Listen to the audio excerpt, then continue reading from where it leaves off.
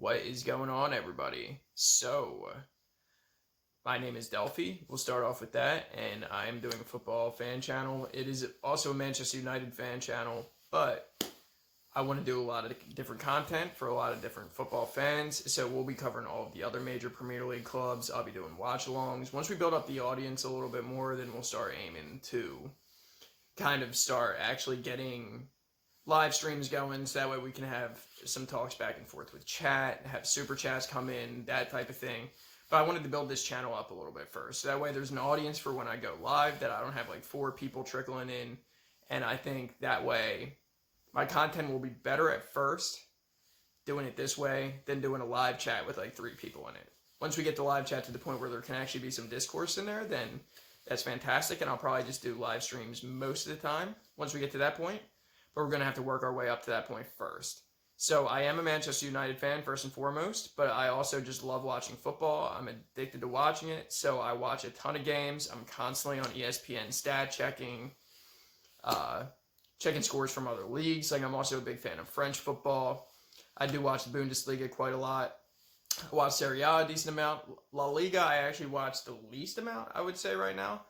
Not necessarily that I hate the brand of football. I think the style of football is pretty good for the most part in La Liga. I think the level is pretty high, but at the same time, I'm not really a big fan of any of the Spanish clubs. So I've never really liked Barcelona or Real Madrid. If I had to choose between the two, I'd probably choose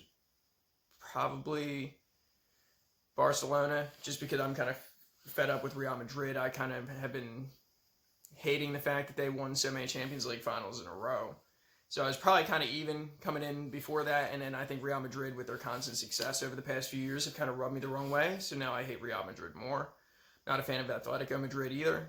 But I do follow La Liga. I'll more stat check that one more than watch a lot of the games. So I do follow a lot of football, and that's why I think the live streams will be very, very interesting once we get into that, because we'll kind of be able to work out a lot of different topics, a lot of different conversations about not only just the Premier League, but other players that are playing in different leagues that maybe Manchester United could be interested in, showing interest in, or even a Chelsea, an Arsenal, a Tottenham, who they're looking for in other leagues, what other players could be good prospects for them to look at, what other managers in different leagues are doing bits where we could kind of figure out exactly who could be the next big manager to grace one of the big 6 sides in the Premier League. So I think there's a lot of stuff to talk about those other leagues as well. So they'll be more on the periphery compared to the Premier League in terms of the coverage that I do on this channel. But we will definitely still touch on them. We'll definitely talk about the other leagues a lot. We'll be covering Champions League action, talking about that once that restarts back up. And obviously we got Thursday nights, baby, for Manchester United.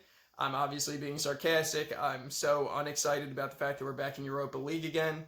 But we're back. We got to play who's in front of us. Who's in front of us is a pretty good team in Real Sociedad. They did have a disappointing result today. I think they drew 1-1 with Osasuna, and I'm pretty sure Osasuna is like 17th or 18th in La Liga right now, unless they shot up the table over the past couple of weeks, because I definitely remember seeing them near the basement before that.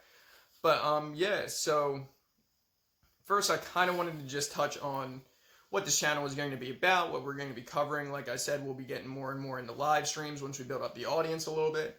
I'll be posting match reactions on here in the meantime. 100% match reactions for every Manchester United game. And then we'll also be doing match reactions for other games I got a chance to watch throughout the week, or like the headliner games of the week. Like this one would have been Man City versus Chelsea today. And I will be doing a match reaction for this, so keep in mind, don't know whether I'm getting like a little bit of a cold now, but sorry if I have to clear my throat a lot. But yeah, so we had Man City Chelsea today. I'm going to be doing a Man City Chelsea reaction right after I do this video, so I'll be talking about that. So make sure you do subscribe to the channel, like the video, comment with your own opinions on these types of things. And I want this to be a very open channel in terms of the discourse as well, but I want it to be very much from a place of good faith. So like, if you have a disagreement with me, put it in the comments, or once I start going live more, chat me in the live chat. And we'll even try and start doing like phone-ins and discords down the line once the channel gets to a spot where that can be done. But so there will be plenty of things to cover in terms of getting other people's opinions. But I don't want that to be a thing where if I say, hey, listen, I think this manager is not working out with this team or whatever, like, I know in the past I probably would have drawn heat for some of my Ole Gunnar Solskjaer opinions that weren't put on YouTube, obviously, just because I haven't started the YouTube channel yet. But I know I was probably Ole out last season for a little while. I'm Ole in now, trust me, I'm back in. Once Bruno Fernandes came in and we improved and got top 4, I was back in and I said, I'm still not sold on this guy, but I still got to at least give him a shot. I mean, he got Champions League. That's what we said he had to do. So I don't think Manchester United should be a club where we set the goal of, and even the fan base in general, just to set the goal of saying, hey, if Ale gets top 4, that's fantastic. In the beginning of the season, then we get top 4 and be like, it was a rubbish season and the league wasn't that good. So he kind of just walked into top 4. Leicester bottled it. It wasn't really Ale getting it, even though he did what he had to do to get top 4. And we won a lot of games once Bruno Fernandes came in. We're one of the hottest teams in the league for basically the entire reset period once we came back from lockdown. And yeah, so there was more than enough cause for optimism to give Ole more time. Even if you had plenty of doubts about what he was doing tactically, whether he was playing the right players, all that's definitely legitimate questions, because I never was a big fan of the way we set up in terms of possession for a long period of time. I just felt like Manchester United, especially before Bruno Fernandes came in, basically seemed to be a team where we hit you on the break, and we just sat back, hit you on the break, and we did that to Chelsea in like the first game of the season, last season, and it ended up doing enough.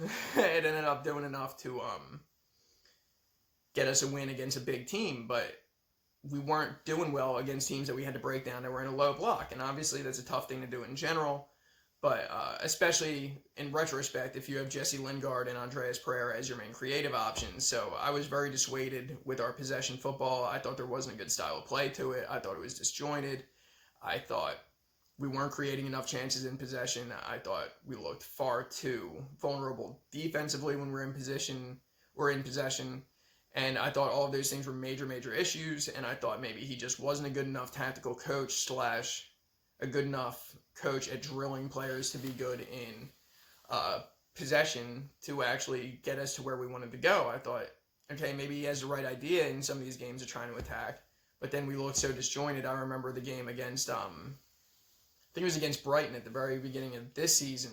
We looked so disjointed in possession again, and I'm looking at it, I'm like, we're just not, like Brighton, we're the better footballing side. If we're coming out to press and play ball, we should be the better footballing side, except for maybe you have the occasional off day or you miss a lot of chances and get unlucky that the other team scores a couple of their chances and they're just coincidentally more ruthless than you on a day. That's understandable, but I think that there was a major issue, that mainly Manchester United were dangerous when we could sit back and counterattack teams, but outside of that, when we had to play the Burnleys of the world, when we had to play the Sheffield Uniteds, the Newcastles, we looked very, very... Wolves was another one that was always a banana peel for us for a long period of time. We've kind of straightened that out now. Even the other day, Wolves looked like they were a big issue, and we managed to get a deflected goal, but we didn't create a lot during that game. I think the mindset was right, that we tried to attack, press forward, try and break Wolves down, because you knew they were sitting back, but at the same time, it just wasn't coming off. A lot of poor touches, a lot of poor passes. It just wasn't our day, pretty much, in possession that day, but we ended up winning the game. So, I mean, at the end of the day, you have to just clap it on and say, hey, touches weren't great tonight, passing wasn't great tonight, we weren't really at the races as much as we could have been in terms of our attacking play, but we managed to still do enough to win the game anyway against a pretty rigid Wolves side, even though they just gave up 3 goals to Brighton when they went up 3-1 at halftime the other day, and they ended up giving 2 more after the half and drawing 3-3. So, I mean, conceding 3 goals to Brighton definitely isn't a good thing. And Wolves are kind of like that. Wolves, when they have to play a little bit more open against smaller sides, they kind of get hurt as well. And, I mean, I felt like Manchester United were kind of in that Wolves kind of territory under Ole Gunnar Solskjaer for a while when I was wanting them sacked. And keep in mind, this is, like, around, like, the Burnley game of last season. We just looked completely devoid of ideas in possession. We weren't creating anything. We're getting hit on a counter by other teams that were the smaller clubs that we were playing against. And it just, the results weren't there. The attacking play wasn't there. The performances weren't there. Everything was a mess. And I was like, you know what, this probably just ran its course. Maybe it was just a honeymoon phase at the beginning where it looked like we're playing some good football, but now we've really settled back down to reality. Maybe we've just completely gotten figured out. And then we brought Bruno Fernandes in that brought a big, that brought like a big gust of fresh air into the team. I could not think of that saying for my life for a minute. But that brought a big gust of fresh air into the team. And next thing you know, we're actually creating a lot of chances. Pogba ended up coming back into the team, and that Pogba-Bruno managed midfield was really working out great for us. Martial, Greenwood, Rashford, they were all getting a lot of goals last season, and we played some sizzling attacking football towards the end of last season, and we made the push, and we managed to get Champions League football out of it. And I thought after how we ended that season and how good of a run it was, especially once we added Bruno Fernandes and Ali had somebody, and Pogba came back from injury, I always want to add that on as well. Because that was also very important that Pogba came back from injury. But the combination of those two things last year really took our attacking play up to another level. And we looked like such a more formidable team, such a more dangerous team. And we got the results that we needed to be able to get in the top four. So I thought you got to ride the momentum with that.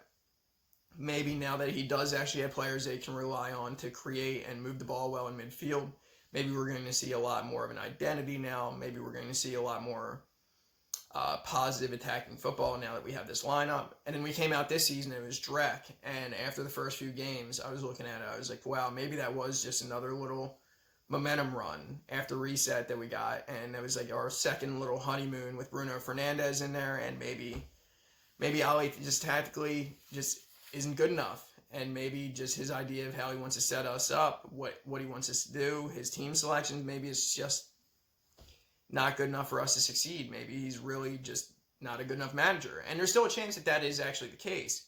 I think he's a much better manager than I thought he was at the time that I wanted him sacked. Obviously, I'll admit that I was wrong about that. I'm glad we ended up giving him more time because he's really turned it around. And obviously, we're in a title hunt right now.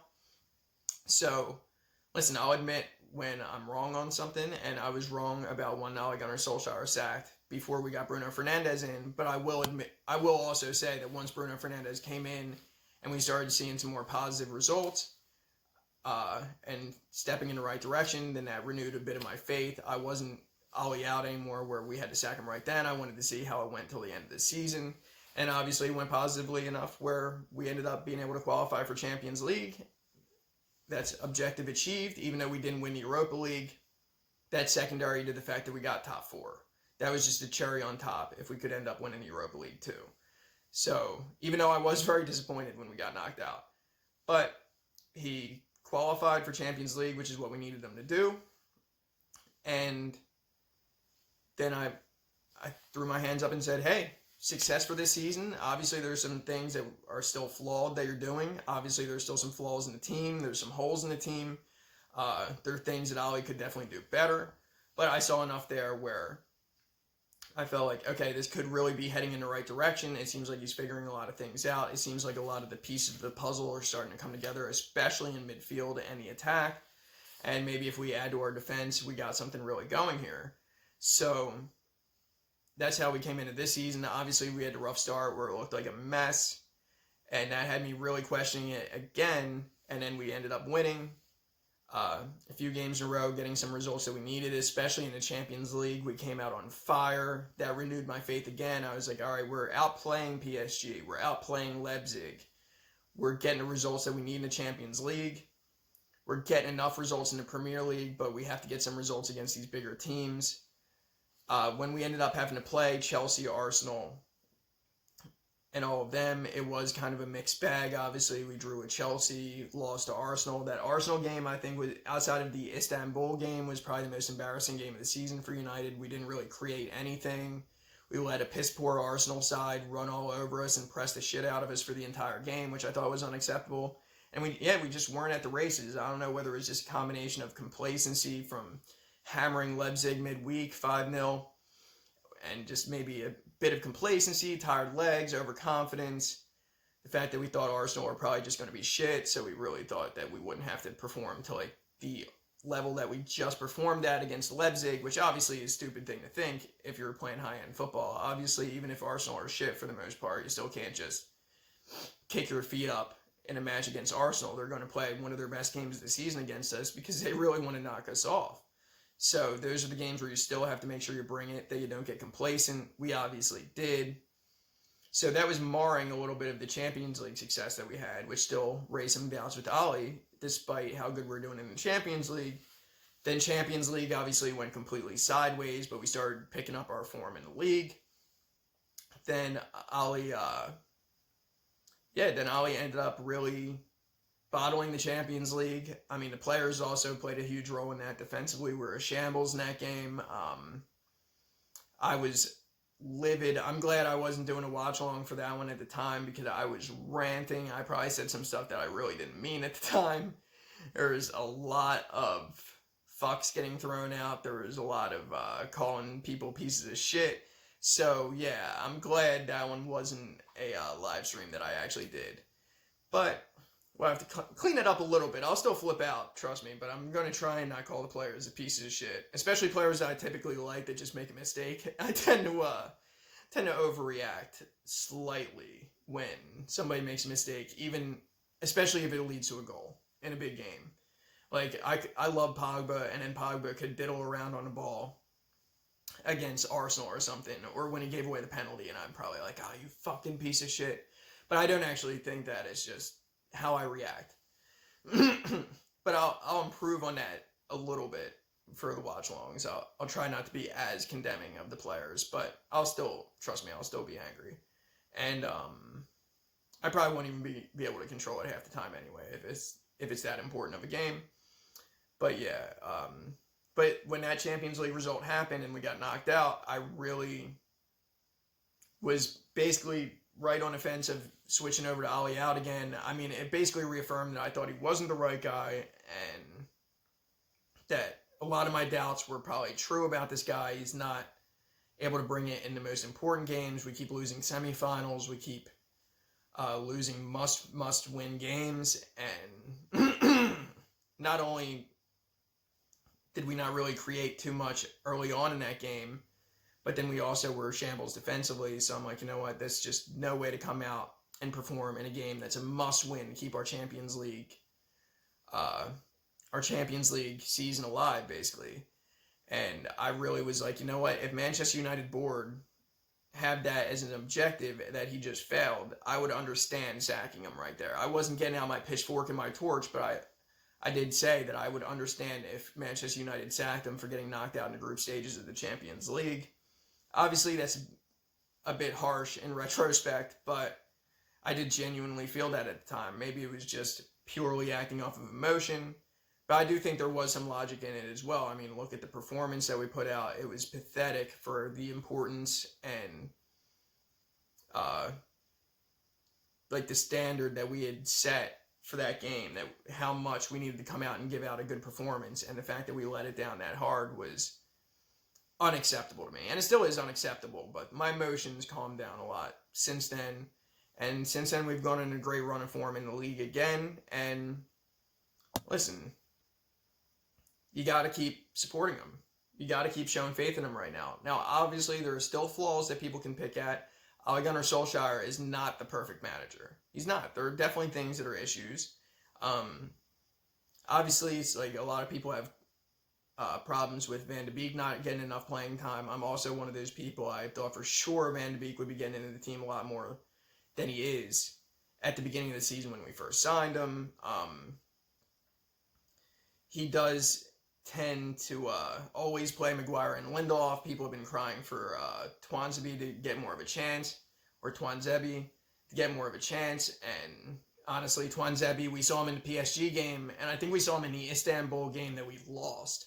And after that, we just didn't see him for a very long time after that. So, yeah, I think you still do have to have faith in Ole, though. Despite things that you can question, you could definitely have questioned his tactics multiple times. You could say the performances in big games aren't good enough, which they haven't been. You could say even this season against other traditionally top six clubs that our performances haven't been good enough. We haven't beaten a top six or a big six side yet this season. We drew at Chelsea and Man City. Didn't score a goal in either one of those games as well. played Arsenal. We didn't score a goal in that game, and we lost, which was a huge embarrassment. And outside of that, Tottenham, obviously, that was the most embarrassing one. Is it weird that I actually feel like the Arsenal game, losing 1-0 to Arsenal, was actually somewhat more embarrassing or more intolerable than losing 6-1 to Tottenham? The 6-1 to Tottenham, I was furious. Don't get me wrong. I was livid after that game. I couldn't believe what I saw. But the Arsenal game still I felt dirtier after that game when we lost 1-0 to Arsenal. Because I just felt like, even though Arsenal outplayed us in that game, their effort levels were better, they were pressing better than us. In terms of creating chances, they didn't really create anything. And Pogba just sloppily chopped down, I forget who it was in the box, but he just sloppily chopped them down, gives them a penalty, and Arsenal get away with it when Arsenal have just had such a poor season, especially up to that point, and we could really, really show them what we're made of and really put them in their place in that game, and we let it through our fingertips. Well, I'm so bad at talking metaphorically tonight. I don't know whether it's just because I'm tired. I mean, I've watched a lot of soccer today. It's late over in the United States. But we let it slip through our fingers, basically, against Arsenal. I felt like that was super embarrassing. And the Tottenham game was also extremely embarrassing. And that was another point in the season where I was really starting to look at Ollie and be like, 6-1 to Tottenham, man. I know we got sent on a red card, but Jesus Christ, that is not a good sign. To play against our former manager, who clearly has it out for us and has a bone to pick with us, and we go out and lose 6-1. I mean, not good. And some of those performances have to be questioned with Ole Gunnar Solskjaer. And he has to improve in terms of his big game performances. I mean, we have a cup semifinal coming up this week with Man City. That's going to be a huge game. We have Liverpool coming up in the league soon enough. That's going to be a huge game. I mean, this Aston Villa game that just passed, that was a very big game, though, and we came out of that one looking great. I thought we created a ton of chances in that game, played some brilliant football. Defensively, we were definitely shaky. We gave up a lot of chances, and Aston Villa also played some brilliant football. But I still think, on average, we created more chances throughout that game, throughout the full 90 minutes than Aston Villa did. And I think, just off of that alone, we deserve to win the game. I mean, I don't think a team could say they're unlucky if the other team created more big chances than they did, even if they created a lot as well and played very well. So I think we definitely still deserve to win that Aston Villa game. Obviously, Eric Bailly is one of the big heroes out of that game for the end performance, in terms of getting that block to basically save the win for us, save the 3 points. Pogba was brilliant in that game. Bruno Fernandes, obviously ice in his veins to score that penalty at the end. That was such a big penalty. I mean, if he missed that, that could have been a disaster for us in terms of saying that we're in a title race, and just the mentality of the team in terms of keeping that title race going. That could have really been terrible if Bruno Fernandes missed that. But he's ice cold. He made it, and that was against a good keeper too. Emi Martinez, I'm pretty sure he's a very good keeper at saving penalties. I remember him in that, was it in the FA Cup or was it in the Community Shield that he ended up doing a penalty shootout, and he made multiple saves, I think, against, no, it wasn't in the FA Cup final, obviously, because they ended up winning against Chelsea, but it was in the Community Shield against Liverpool. He ended up doing very well on penalties. And, but yeah, he ended up doing very well, and he's a very good goalkeeper, and I was nervous about the fact that it was him between the sticks when we took that penalty, but he ended up getting beaten by Bruno, and Bruno continues to be the catalyst for this team to move forward, continues to be the face of the franchise, if you will, the figurehead of the team. Paul Pogba is another huge component to it, whether he leaves in the summer or not. Pogba is a major component to this title race for Man United this season, and he has to keep performing. He has to keep giving his all out there, because we need that. I mean, he overall, on the talent that he can bring, if he's on his A game, is just at a higher level than somebody that like McTominay can give. Even a guy like Van de Beek can give. Pogba's athletic, tall, physical, has great ball control, can dribble through the entire other team's midfield, can make things happen on the edge of the box, can make things happen on the edge of the other team's box, can win headers in the air, can charge into the box on late runs. I mean, Paul Pogba brings a complete package, and even if you really rate Van de Beek, which I do, he can't bring as much to the table as what Pogba does. And the same with McTominay. McTominay brings a different type of aspect to the field, but McTominay isn't nearly as complete of a player. And when McTominay is on his A game, that is nothing compared to Pogba being on his A game. So Pogba, we need those A game performances. We need those A game performances this season, especially against Liverpool. I mean, if there could be an A game performance from Pogba, this game coming up against Man City would be major if we could actually get a great performance out of Pogba in that game, and in the same with Liverpool, because I think those games are both for the taking, and I think we could actually win both of those games. So maybe that's me being optimistic. I mean, obviously we're playing against the two teams that basically dominated the Premier League over the past several years, but I genuinely, with the positive run of form that we're in, I think we still have something to prove against the top 6 sides this year in terms of our matchups with them. We have to get some wins out of those. We have to win a semifinal. I think the squad knows that this semifinal is very important in terms of showing that we can win those big games to be able to win trophies. And I think we're going to come out and put out a really good performance. Now, Man City just came out and put out a really good performance too. So if both teams come out and put out A games, then, I mean, that could come down to very, very thin margins on who ends up winning that game, who makes a personal error first or an individual mistake, or who just gets their tactics a little bit more right between Ollie and Pep. So that game is going to be razor within if both teams really bring it. And I think Liverpool is going to be the same way. If both teams really bring their A game in that game, then it's going to come down to very, very minor details and individual errors and slight tactical adjustments in game. And that could very well be the difference in who ends up winning those games.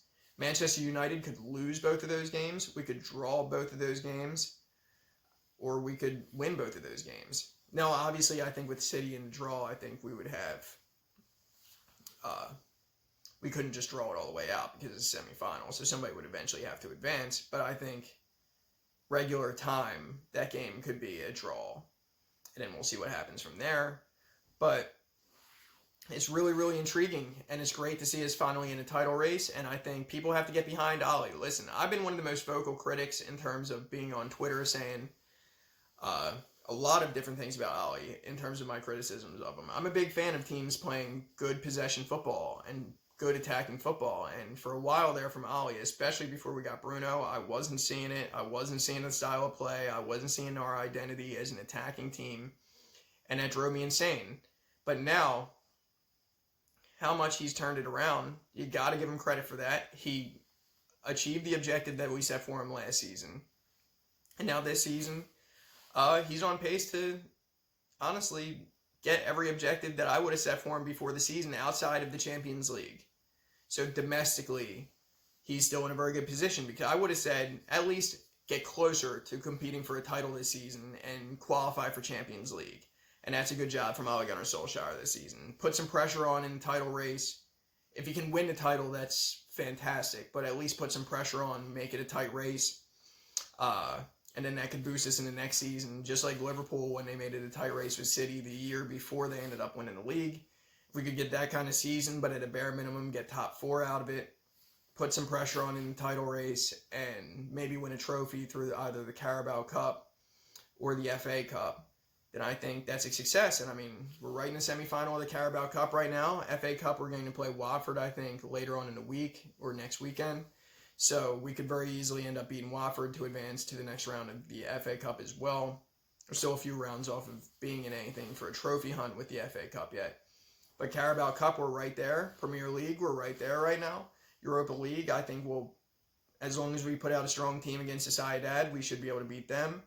And we'll see who we draw, but there shouldn't be anybody in the Europa League that we don't think we can beat.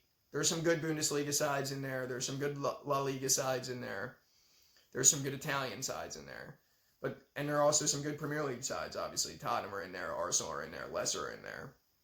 But none of those teams, it's not like that we shouldn't be favored to win Europa League over Leicester or a team like Real Sociedad. We should be the favorites in that.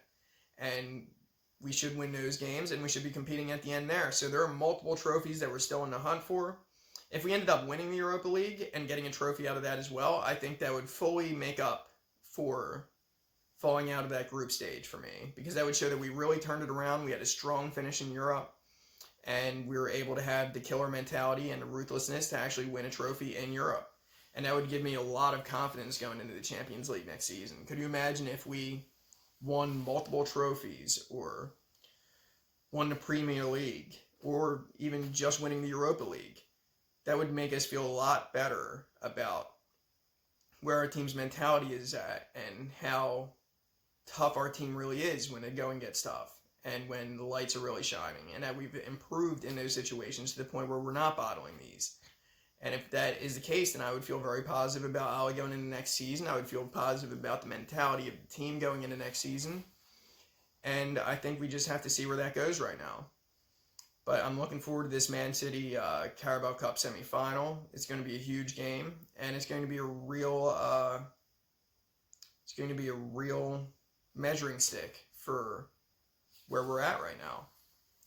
I mean, I think we've had plenty of measuring sticks already to show that we're legitimately in this title race. I'm not questioning that. But just in terms of a head-to-head comparison between us and Man City, we obviously had that stale 0-0 draw with them earlier this season. But this being in a cup competition, we're both going to probably try and go for it a bit more. Really, now that we both know that we're in a title race as well, I think there will be an extra bite to this game, an extra incentive to go for it. And I think we'll get a better idea of head-to-head where our teams lie right now.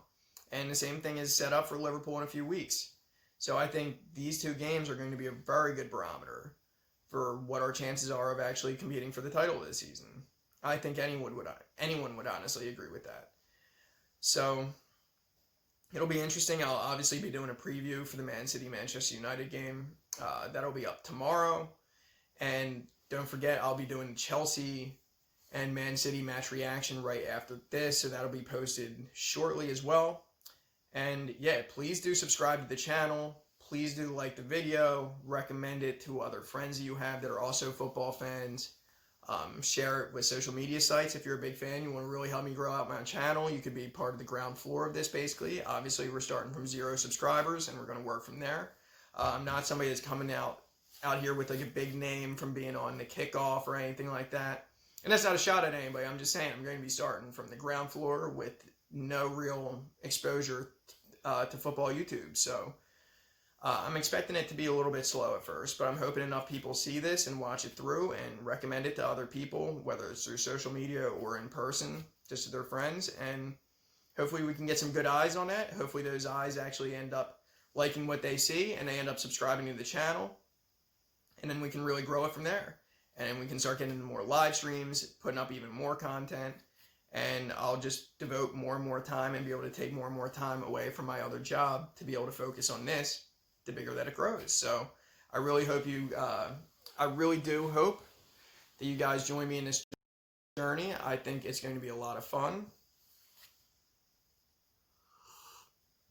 I think it just said maximum file recording length just passed, but it still says it's recording right now. So yeah, hopefully you join me on this journey. I think it's going to be a lot of fun. I think the channel, if we get enough eyes on it and enough of you guys subscribe early on and recommend it to other people, share it, liking the videos, stuff like that, watching the entire video all the way through, I think definitely helps as well.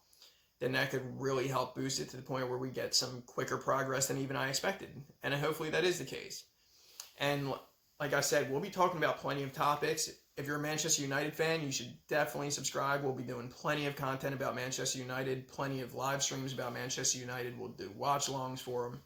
But if you're a fan of another Premier League club, whether it's a rival or even just a smaller club in the league, even if you're a fan of a championship club or a team in France, we'll be doing content that talks about those teams. We'll be doing call-ins eventually once the channel gets bigger. We'll have the live chat going when the channel gets bigger, and I'll openly talk about any of those different teams or leagues, and I'll be happy to do so. And I'll make sure that in the meantime, I'm always paying attention to all of those teams in these different leagues to make sure that I have an idea of what I'm talking about when you do call in or type into the chat, whatever you want to ask me, so, or whatever you want my opinion on.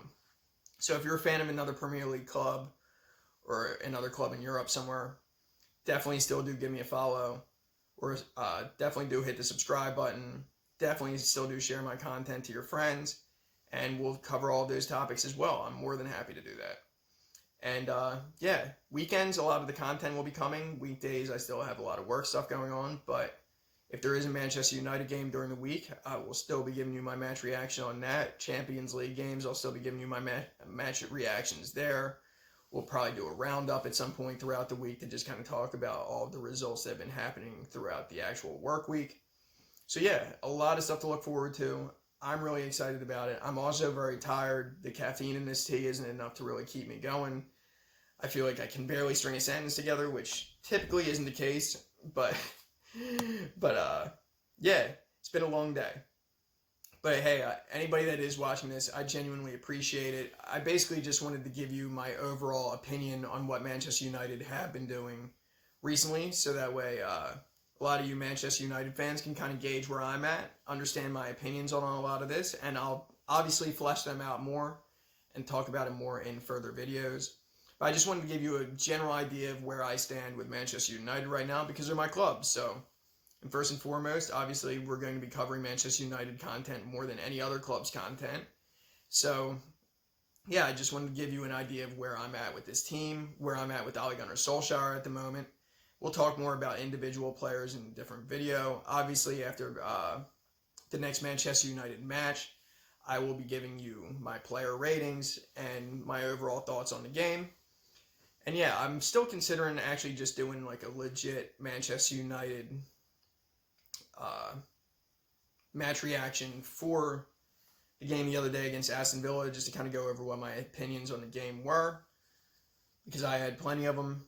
And yeah, maybe I will end up doing that. I'm definitely doing the Chelsea Man City one, so keep an eye out for that. That's another reason to subscribe and hit that bell notification, so that way you're actually notified anytime I put up a new video. That way it's not getting hidden by YouTube at all. It's not one of these things where if you subscribe to a million different channels that maybe gets hidden when you go to your homepage and you just didn't scroll far enough down to see that I'd even put up a new video. Cancel all of that out. Hit that bell. You'll find out about me putting up a video.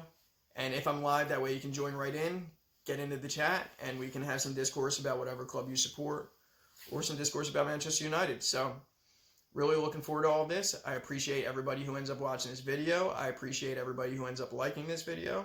And yeah, let's get it started. I'll be talking to all of you guys soon.